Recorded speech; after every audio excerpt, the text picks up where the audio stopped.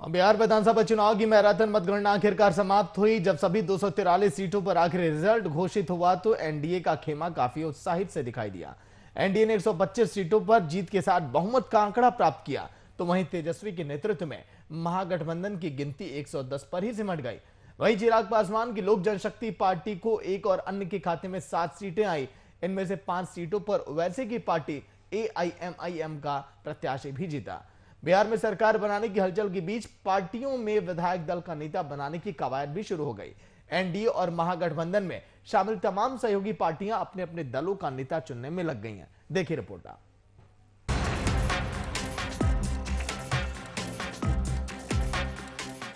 बिहार में सरकार बनाने के लिए 122 सीटों के बहुमत की जरूरत थी और एनडीए ने 125 सीटें जीतकर ये अहम आंकड़ा पार कर लिया।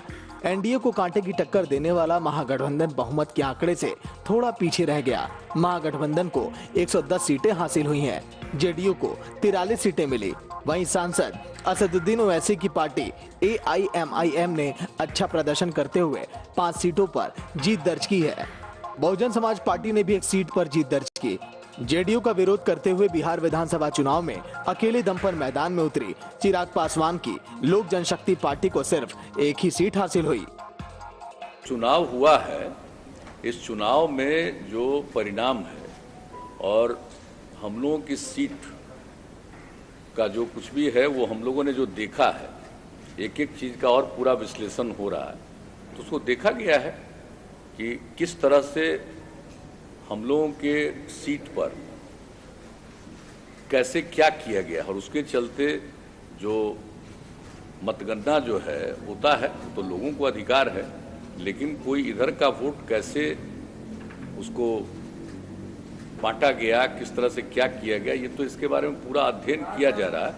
लेकिन कई समाचार पत्रों ने और मीडिया के लोगों ने भी देख करके बता दिया है कि जो जेडीयू कितने सीटों पर अलग अलग बोले हैं लोग, और उसको हमारे पार्टी के लोग भी और सब लोग गठबंधन के लोग भी देख रहे हैं, ये अपने एनडीए के राष्ट्रीय जनतांत्रिक गठबंधन ये लोग भी देख रहे हैं और पार्टी के लोग भी देख रहे हैं कि कहाँ क्या हुआ है एक एक सीट के बारे में। और ये बात तो सही है, हम लोग तो अपना अभियान चलाते हैं और पूरे एनडीए के लिए अभियान चलाते हैं, लेकिन अगर कोई किसी के द्वारा सिर्फ उसके यहाँ कोई कैंडिडेट नहीं है लेकिन खोज खोज करके, खास तौर पर जहाँ मुख्यतः हम लोगों के क्षेत्र थे वहाँ पर ऐसे ऐसे लोगों को खड़ा करके वोट को काटा गया है, तो ये तो दिख रहा है और ये तो मीडिया के लोग भी एक एक बात का अध्ययन करके अलग अलग तरीके से लिख ही रहे हैं।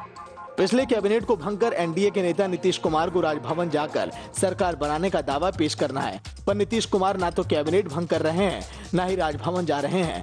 लिहाजा बिहार में सरकार बनाने को लेकर संशय अभी भी बरकरार है।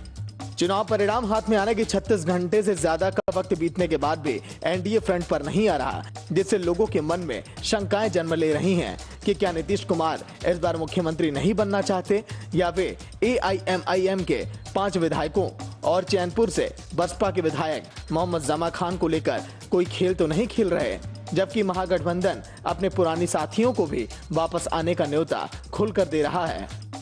बिहार चुनाव के पहले भी और चुनाव के दरमियान भी बहुत तरह के कन्फ्यूजन और भ्रम फैलाने की कोशिश की गई, लेकिन बिहार की जनता तमाम चीज़ों को समझते हुए और जनता ने जो जनादेश दिया है वो माननीय मुख्यमंत्री नीतीश कुमार जी के कामकाज पे 15 साल का जो काम है उनका, और डबल इंजन की सरकार है, नरेंद्र मोदी जी का जो विश्वास है और नीतीश कुमार जी का जो काम है उस पर मुहर लगाए और सारे भ्रम को तोड़ दिया है।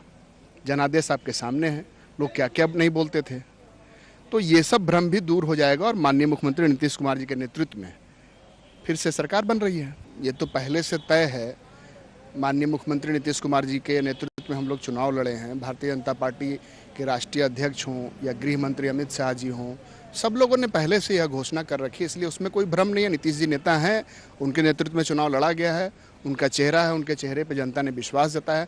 और जहाँ तक फार्मूले की बात है, तो जो भी होगा हमारा केंद्रीय नेतृत्व दोनों पार्टी की और चारों पार्टी की, सब लोग मिलजुल कर ये निकाल लेंगे। अलग करके चीज़ों को मत देखिए। नरेंद्र मोदी जी और नीतीश कुमार जी सब लोग मिलके, मांझी जी का भी एफर्ट है, मुकेश सहनी जी का भी है, पूरा एनडीए इंटैक्ट होकर चुनाव लड़ा है। हम लोग चीज़ों को अलग करके नहीं देखते हैं। नरेंद्र मोदी जी का काम है, नीतीश कुमार जी का काम है, और वो विश्वास है, जनता ने विश्वास पे मुहर लगाई है, विकास पे मुहर लगाया है, और नीतीश कुमार जी के नेतृत्व में सरकार बन रही है, और जो भी होगा सब आपके सामने होगा। मतलब सीधे तौर पे ये कहना है प्रगति जी का कि जो गठबंधन है, एनडीए गठबंधन पूरी तरह से इंटैक्ट है। अब जनता ने नीतीश कुमार और मोदी के चेहरे पर भरोसा जताया है। विकास, सीधे तौर पे कह रहे हैं कि जो विकास के काम हुए हैं बिहार में, जनता ने उसको स्वीकारा है, और विकास की जो संज्ञा नीतीश कुमार ने पिछले 15 सालों में साबित किया है, उसका कहीं ना कहीं वो फल मिला है। मोदी भी उसके उतने ही महत्वपूर्ण है जितना नीतीश कुमार महत्वपूर्ण है। कैमरा पर्सन ऋषि के साथ मधुर सेल, VIP न्यूज, पटना।